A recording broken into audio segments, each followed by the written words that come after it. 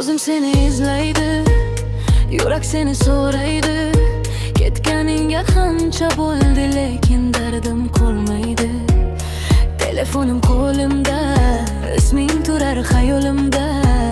Unutdim deb aytsam ham yolg'on ekan yuragimda. Bir qarashing yetardi, dunyom butun bo'lardi.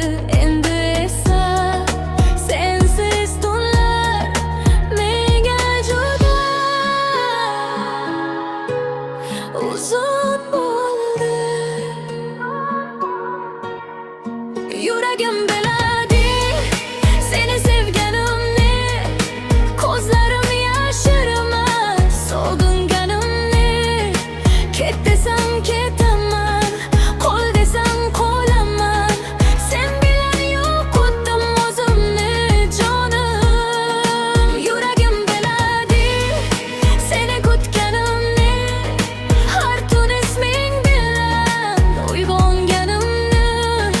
Dunyo qarshimda bo'lsa ham mayli, faqat bir marta qayt sevgilim.